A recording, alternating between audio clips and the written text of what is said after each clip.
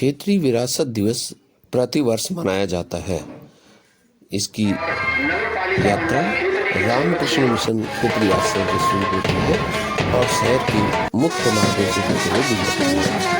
सायंकाल पन्नासर तालाब पर होता है आकर्षक सांस्कृतिक कार्यक्रम।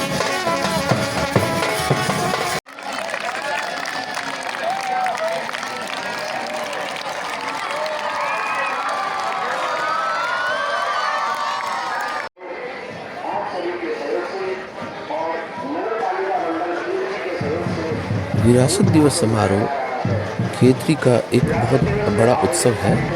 इसमें सुबह प्रभात फेरी में करीब 2000 बच्चे भाग लेते हैं और स्वामी विवेकानंद के जय घोष के साथ शहर के मुख्य मार्गों से होकर गुजरते हैं। स्वामी जी के उपदेश और उनके नारों का जय घोष गगनभेदी आवाज के साथ गूंजता है।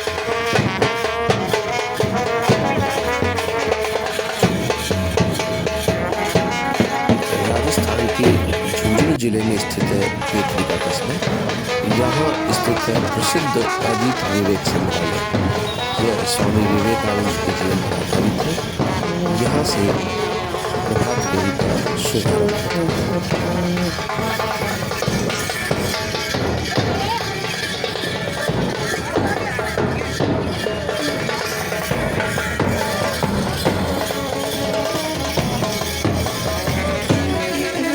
स्वामी विवेकानंद की मूर्ति राजा बहादुर अजीत सिंह जी की मूर्ति के सामने रामकृष्ण मिशन आश्रम क्षेत्री से सुबह प्रभात फेरी का आयोजन विरासत दिवस का पहला कार्यक्रम रहता है।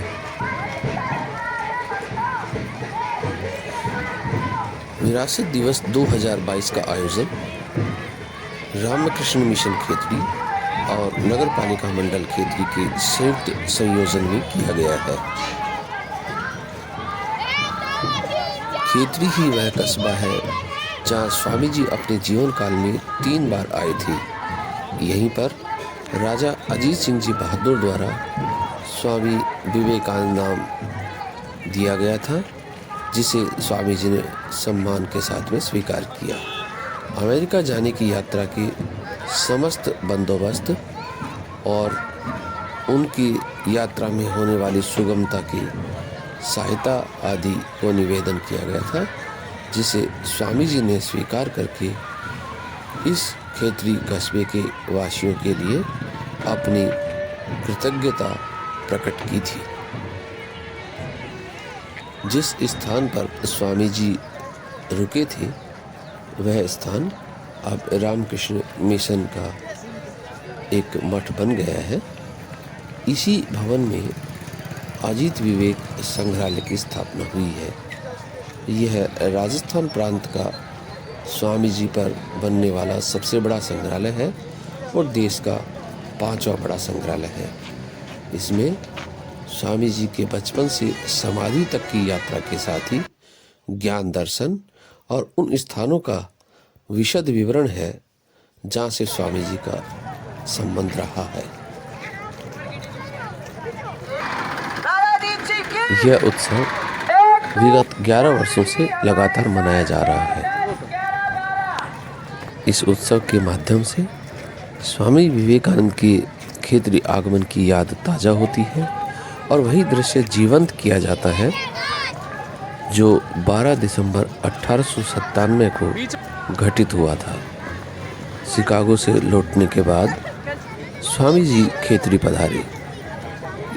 इस उत्सव पर राजकीय बड़ा जलसा हुआ था, जिसमें पूरे क्षेत्री शहर को रोशनी से नहाया गया था और पूरे क्षेत्र में क्षेत्री रियासत के सभी निवासियों के लिए राजकीय प्रतिभोज का आयोजन भी हुआ। स्वामी विवेकानंद की जो भव्य शोभा यात्रा यहाँ निकली थी, उसका भी एक बार पुनः प्रदर्शन हो सके, इसका प्रयास होता है।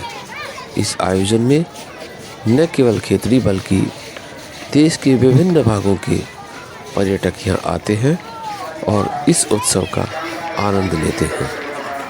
यही वह स्थान है जहाँ से राजा अजीत सिंह जी ने स्वामी विवेकानंद जी को अमेरिका प्रस्थान करने के लिए ससम्मान विदाई दी थी। राजा अजीत सिंह बहादुर की यही वह स्थान है भगवान रामकृष्ण देव जहाँ की राजा स्वामी जी श्री मां शारदा माता की वापस लौटे और उनका भव्य अभिनंदन हुआ।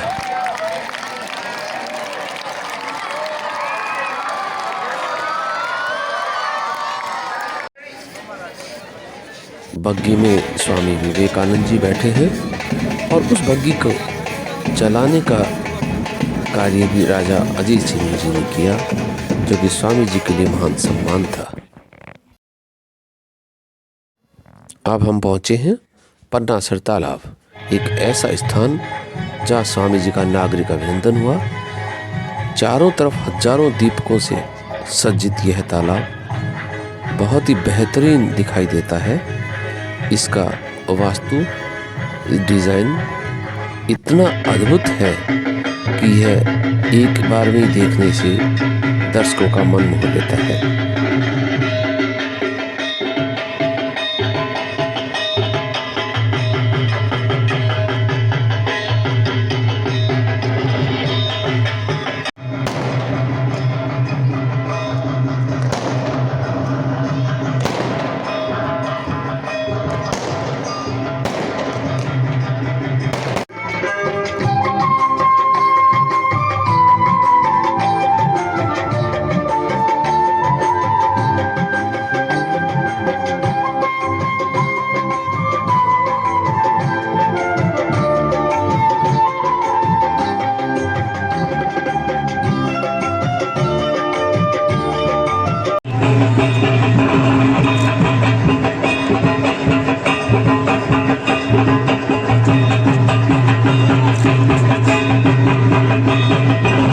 पन्नासर तालाब पर विधिवत रूप से अभिनंदन और पूजा आरती होने के बाद स्वामी विवेकानंद जी राजा अजीत सिंह जी के साथ सांस्कृतिक मंच पर पधारते हैं, जहां उनका नागरिक अभिनंदन तो होता ही है, साथ ही संबोधन भी होता है। इस अवसर पर खेतड़ी के हजारों नागरिक उपस्थित रहते हैं और बाहर से आने वाले पर्यटक भी यहाँ उपस्थित रहकर इस सुंदर दृश्य का आनंद उठाते हैं। और शुरू होता है सांस्कृतिक कार्यक्रमों का एक नया आगाज।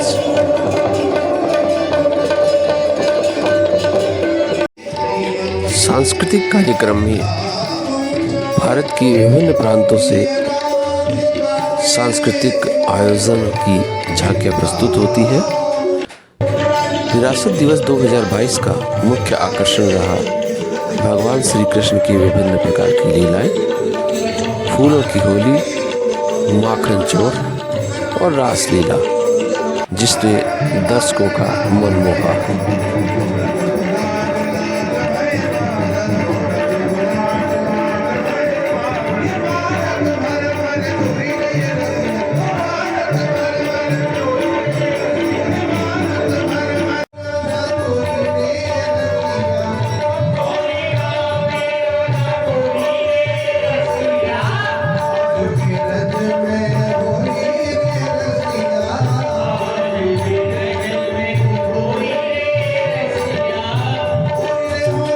ब्रज में फूलों की होली विश्व प्रसिद्ध है।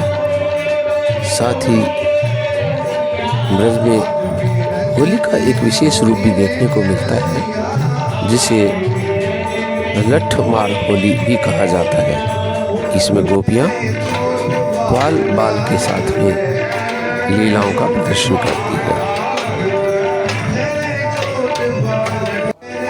रास का यह सुंदर दृश्य भगवान श्री कृष्ण के साथ गोपियों की रासलीला को प्रकट करने के लिए एक सक्षम प्रयास है।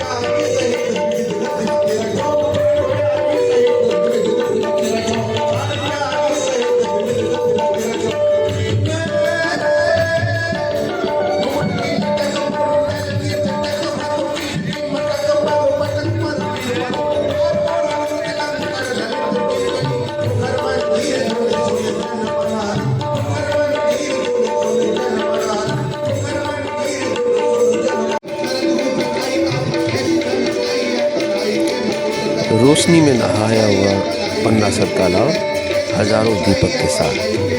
Thanks for watching. यदि आपको पसंद आया तो कृपया सब्सक्राइब अवश्य कीजिए।